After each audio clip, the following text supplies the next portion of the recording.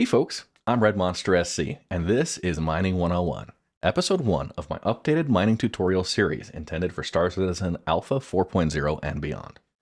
In this episode, we're going to introduce you to the mining profession with an overview of the entire gameplay loop, from finding resources to selling your finished goods.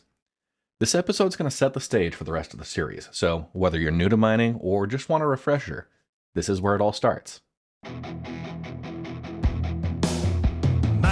The verse, it's a rocket on its way, working hard for credits every hour, every day. I roll down the stamp, we'll dig until we strike. Mining in the verse, it's our way of life.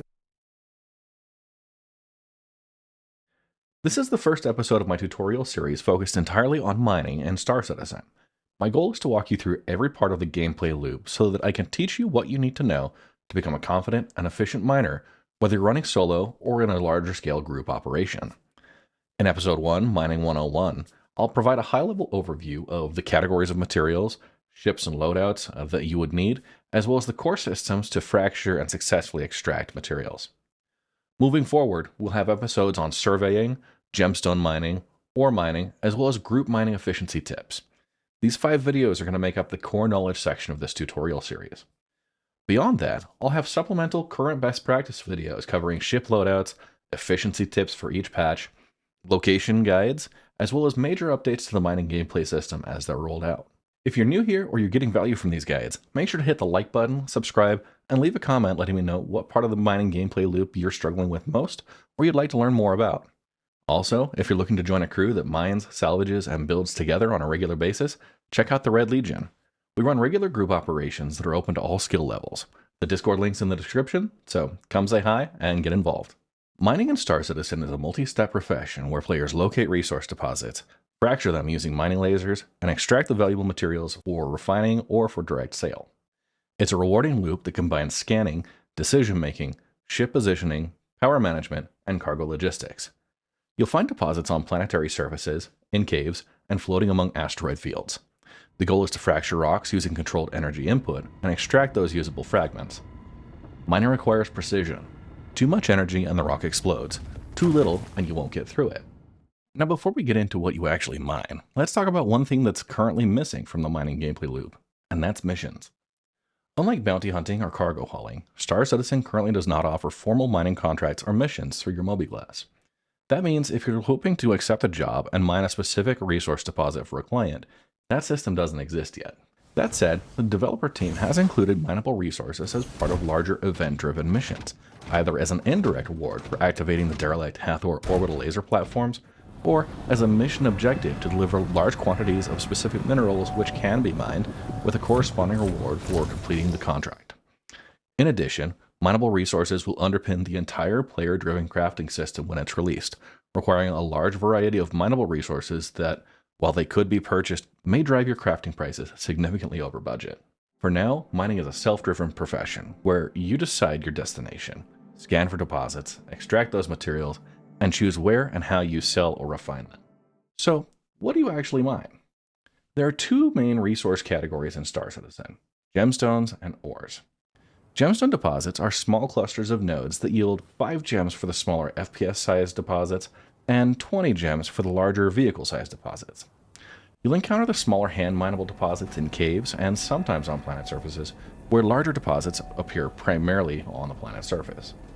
Gemstones do not need to be refined, and they can be sold directly as trade commodities at specific outposts across the verse.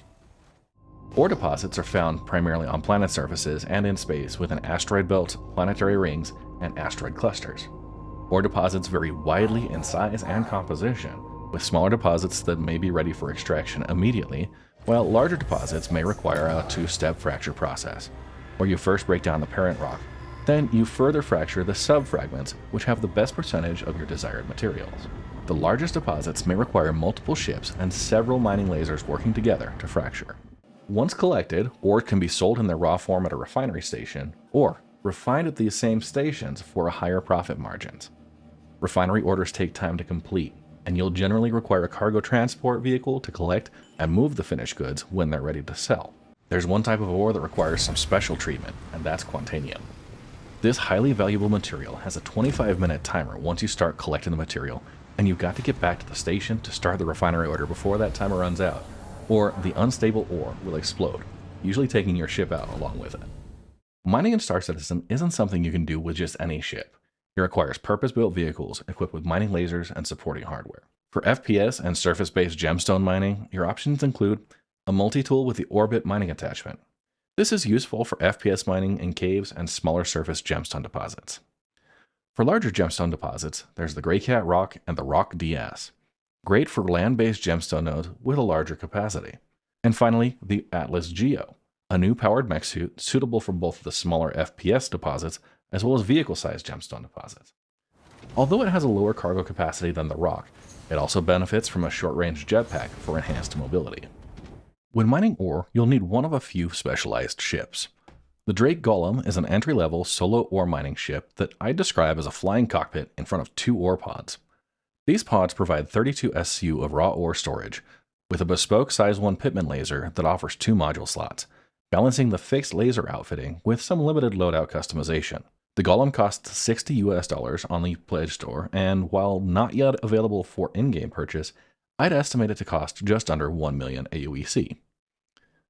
The MISC Prospector is a staple for intermediate mining. It also has 32 SCU of raw storage, with fully customizable loadout for a size 1 mining laser and modules. The Prospector also includes an interior with a bed to log out in. The Prospector will cost you $155 to pledge, or it can be purchased in-game for just under 3 million AUEC. And the Argo Mole, a multi-crew mining ship with 3 independent size 2 laser turrets, which can be fully customized, 96 SCU of raw ore storage, and accommodations for 4 crew members. The Mole costs $315 on the Pledge Store, or you can buy it in-game for just under 9 million AUEC. There are another 2 mining concept ships that are not yet flyable in-game, but planned for release in the future. The RSI Arastra, which is positioned as a large-scale mining ship with onboard refinery and 3 remote laser turrets, and intended to be operated with a crew of 5 to process nearly 600 SCU of raw materials.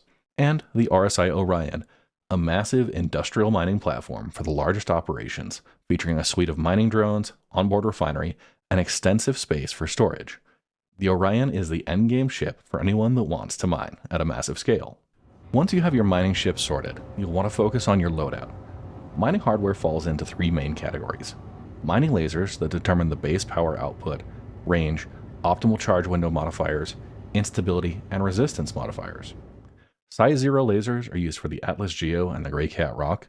Size 1 lasers are used for the Golem and the Prospector, and Size 2 lasers are used on the Argo Mole. Note that you can't change the mining laser on the Drake Golem, and you can't change any of the loadouts on a rented ship. Mining modules can be equipped to a module slot on your mining laser to add additional modifiers. Modules can either be passive, providing a permanent bonus but having a high upfront price, or active, which provides a temporary bonus with a limited number of uses, but they are much more affordable. Modules are typically only used for ore mining, although they were recently made compatible with the ATLS GEO and the Grey Cat Rock for gemstones as well. Mining gadgets are deployable devices that are attached to rock surfaces. After calibration, they apply buffs like reducing resistance or expanding the optimal charge zone. Gadgets can be reused if you don't overcharge and detonate them, but you can only attach one gadget to a rock at a time. Because of the time involved to EVA, attach, calibrate, and later retrieve the gadget, it's only recommended to use them for ore deposits, although they can be affixed to gemstone nodes as well. If you're looking for specific loadout advice, I'll have dedicated videos for each vehicle included as part of the tutorial playlist. These loadouts may change based on the game balance updates. Understanding the stats of a rock will help you plan your approach, and each mineral type affects the overall composition of the parent rock. For gemstone, there's only one type of material per deposit, so their stats are much more simplified. But for ore deposits, those involve multiple metrics that can vary widely. SCU, or the standard cargo unit, is the volume of the material used to determine cargo space requirements. Your mining ships can hold between 32 and 96 SCU of raw ore within their standard loadouts, and rocks need to be below about 10 SCU in order to extract them. Mass directly affects how much laser power is needed, and it's the most important aspect of determining if your ship is capable of fracturing a rock. Higher mass means more power will be required, and mineral density varies widely, so a 10 SCU chunk of gold will have a lot higher mass than a 10 SCU chunk of quartz. Resistance indicates how easily energy penetrates the rock, and I would say this is the second most important factor to determine your ability to successfully fracture a rock. High resistance rocks require stronger lasers or specific loadouts that can reduce resistance. Instability is a measure of charge level volatility. Higher instability causes erratic energy surges, making the charge bar jump and increasing the risk of overcharge. A high instability rock can be a nightmare to manage charge levels with, and note that if you're working with multiple ships on the same deposit, every additional ship doubles the instability. And the optimal charge window is the green zone in the charge meter. A narrower window means you'll need to have precise control, while a wider optimal charge window can be much more forgiving. The width of this optimal charge window is based on the mixture of minerals in a deposit, although the specific positioning does have some slight randomness. So we've covered the ships, the hardware, and the mineral properties. Let's tie it all together with a high-level view of the mining process. Mining in Star Citizen follows a consistent loop, starting with surveying. In general, you can find mineable deposits on the surface of nearly every planet or moon in Star Citizen, as well as in deep space around Lagrange points, asteroid fields, and asteroid clusters. Each location will have a unique mix of base materials and higher value ores, and there's a lot that goes into choosing where to start looking. I'll cover that in the next episode. When you're out at your desired mining location, activate scan mode using the V key and press tab to send out a radar ping. Signatures will appear in the distance. Fly to them and scan them using right-click, or switch into mining mode to identify composition and mass. Once you've decided a rock is worth breaking, it's time to start fracturing. Enter mining mode using the M key and toggle between fracturing and extraction modes using Alt left-click. When in fracturing mode, left-click to engage your laser and use the mouse scroll wheel to adjust your laser power higher or lower. Your goal is to raise the rock's charge level into the green optimal zone and hold it there until it fractures. For gemstones, once the node is fractured, you can switch to extraction mode and scoop the gemstones into your hold. For ores, you may need to perform a second fracture on the subfragments of the parent rock before extracting, and there is an icon on the mining mode HUD that indicates whether a rock is ready for extraction. Once ready, switch to extraction mode using Alt left-click and then left-click to activate the extraction beam to scoop up the desired fragments. The HUD updates while in extraction mode to show your current storage capacity, and the collected materials also appear in the bottom right with their total SCU collected. Once your raw ore storage is full, travel to a refinery station where you can sell the raw ore directly, or set up a refinery order which can be hauled and sold later for almost twice the value per SCU. Ore deposits have an estimated difficulty listed alongside their mineral properties, ranging between easy, medium, hard, challenging, and impossible. This estimate is based on the rock's current properties, which might change when you begin applying laser power or activate a mining module. In general, this estimate can be trusted for a single laser, but does not account for multiple lasers working in concert. As you may have caught on, laser power management is fundamental to successfully fracturing a deposit, and it's the most essential skill that a miner needs to master in order to become both efficient and profitable. There are a few key aspects that are shared across all types of mining that will help you master this process. First is the actual laser power setting, which you can increase and decrease using your scroll wheel. On your mining HUD, your current laser power setting is shown on the bottom right, as well as the minimum power, which varies based on the laser you have equipped. Your laser power setting does not change when you turn on or off your laser, so it's a good habit to reduce your laser power to its lowest setting before starting on a new rock. If you're using the Greycat multi-tool, this interface is much more simplified, so things are going to look a little bit different, but these same tools apply. If you're using joysticks or a throttle, you may also want to experiment with rebinding your laser power to a slider or some other control system. This allows much more precision for power controls. I personally use a dual joystick and rudder pedal configuration, with my laser power bound to the twist axis of my right joystick.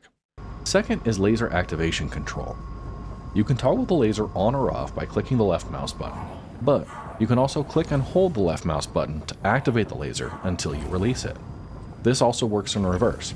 If the laser is already on, but you want to disable it for a short burst, just click and hold to temporarily disable the laser. Then release when you're ready to fire the laser back up again. Third is the charge level rate, which is shown in the main bar on the right side of your HUD. This charge level is affected both by your current laser power input as well as the instability of the rock.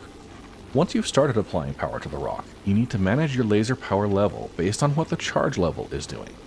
Your goal is to keep that charge level in the green optimal zone until the progress bar fills horizontally from the outside inward. While at minimum power, you may not see this charge level respond at all. Just increase the power gradually until you start to see it rise, and then balance your power input against how rapidly this charge level bar rises. If the charge level starts rising aggressively, you'll want to reduce the laser power or turn your laser off entirely. In cases like this, you may want to back away from the deposit so that you're near the laser's maximum range, which will reduce your effective laser power, making it easier to manage. Alternatively, you could toggle the laser power on and off in short bursts, but remember that your laser modifiers only apply when the laser is active. If your laser power is at the maximum and you're still not seeing the charge level bar increase, then it's likely that the rock needs multiple lasers or a more powerful loadout to process. Maybe you should have trusted that impossible difficulty rating. And lastly, responding to an overcharge. If you accidentally overcharge the rock, you may still have time to recover. The overcharge progress bar fills up the same way that the optimal charge progress bar does, so if you're able to reduce or disable the mining laser, the charge level should decrease out of the overcharge zone, which will allow the overcharge progress to slowly decrease. If your loadout increases the optimal charge window, it may be best to keep your laser powered on, but at the minimum power level while backing away from the rock, so that the charge level doesn't shrink further, leaving that charge level in the overcharge window. This is one of those skills that takes practice and a high degree of familiarity with your specific loadout. And sometimes you've just put too much power into the rock to recover, and there's nothing you can do to save the rock. In that case, you want to back away quickly to escape the blast radius. The explosion will destroy the rock, including all the material it may have had, while also scattering other nearby rocks.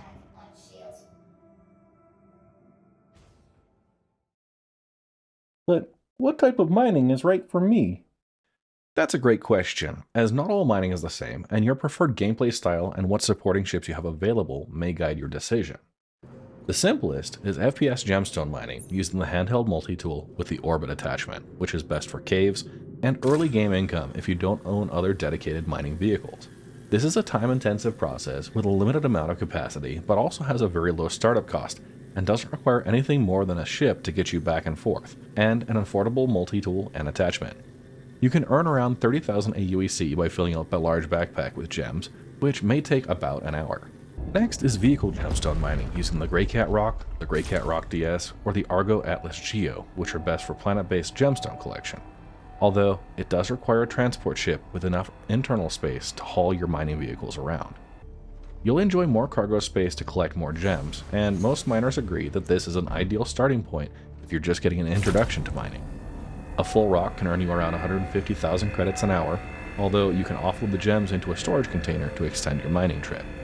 And moving into the more advanced solo ship or mining, using the Golem or the Prospector, which is best for players wanting self-contained ore runs that don't mind the extra logistics of refining and transporting finished goods. These ships cost more in-game to purchase, and there are some power limitations with a single size 1 laser, but in the right locations, these are perfectly capable ships. A solo ship can earn anywhere from 50,000 to 250,000 AUEC per hour depending on how successful you are at surveying, but if you don't have a cargo ship, you may have difficulty moving the refined ores to sell. And the more complex multi-crew or group mining operation using an Argo mole or a combination of solo ships are best for coordinated mining with friends. The advantage is that you can take on just about any size deposit and specialize into roles like having a dedicated surveyor to find the best deposits. The downside is that you'll also be splitting profits between the crew, and the ship owners have to take on the responsibility for refining and finished goods handling. Similar to solo mining, you can expect anywhere from 50,000 to 250,000 AUEC per hour when running a group operation. If the idea of mining in a group appeals to you, then you should check out my weekly Sunday morning mining stream, or join my Discord to be included as part of the crew. The links are in the description. And finally, the solo mole with a lone player operating the Argo mole. This is best for die-hard miners who want a self-contained large-scale run and consider themselves a jack of all trades. The advantages are a larger storage capacity for ores, being able to take advantage of the more powerful size 2 lasers, and having 3 separate laser configurations to optimize for, as well as not having to split profits with anyone. The main disadvantages being that you have to be very good at ship positioning, you'll spend a lot of time moving between seats, and you're extremely vulnerable to players when you're out of the pilot seat. There is a passionate subset of the mining community who sees the solo mole as a rite of passage, and it's an interesting challenge for an independent miner to undertake. Your earnings will be on par with a solo ship, but you'll spend less time traveling back and forth to the refinery with the increased capacity. Mining will continue to evolve as Star Citizen develops, and we've already gotten a glimpse at some of the upcoming changes that the developers have in store. First is a broader variety of mineable materials, including distinct types of gemstones between FPS and vehicle deposits, as well as unique minerals tied to events like the Hathor orbital laser platforms. Next is an overhaul in the composition of mineable ore deposits. Currently, a deposit can have multiple mineral types in a single deposit, while in the future, deposits will only contain a single mineral with a quality value that ranges between 0 to 1,000. That feeds directly into crafting blueprints, with higher quality ores providing improved benefits for the crafted item. There are also unreleased ships like the RSI Arastra and the RSI Orion that are dedicated mining vehicles, which may necessitate new types of mining to support their much larger scale, as well as the Misk Odyssey and Consolidated Outland Pioneer, which will have some limited mining capabilities to support their primary roles as exploration and base building ships. In addition, we could see new minerals and changes to mineral distribution as new star systems are released and existing star systems have their resources rebalanced. And while you continue your research in the mining profession, it's helpful to know some of the external tools that can be most useful in supporting your success. The first is my own website, redmonstergaming.com, where I provide mining cheat sheets and other quick reference material that you can download or print out when you want access to crucial information. Next is relith.rocks, a comprehensive web-based tool that includes survey data, loadout calculators, tools to support group mining sessions, and even methods to submit your own survey data to support the Regalith Survey Core. I use the Regalith system every time I mine, and I consider it an essential part of my toolset. Next is UEX Corp, a trade and commodities tool that tells you where to buy mining hardware, or really any items that can be bought or sold in-game, as well as locations that offer the best prices for offloading your refined ores. And finally, some of the wonderful communities that are supporting mining gameplay in the verse, including my own org, the Red Legion, as well as the broader United Earth Mining Corporation, which is the largest dedicated mining org in the verse. Both communities welcome players of all skill levels and host regular group activities. There are links for both communities in the video description if you'd like to join. And there you have it, Mining 101. If this video helped you better understand the mining profession, or if it gave you new insight into your existing mining loadout, then don't forget to like, hit that subscribe button, and leave a comment letting me know what portion stood out to you the most. In the next episode of this series, we're diving into surveying, starting with how to choose the best places to find and scan for high-value rocks, as well as practical tips to help you become a more efficient surveyor. Thanks for watching, and I'll see you next episode. Mining in the verse, it's our way of life. Mining in the verse, it's a rough but honest way. Working hard for credits every hour, every day. I roll down the stand, we'll dig until we strike. Mining in the verse, it's our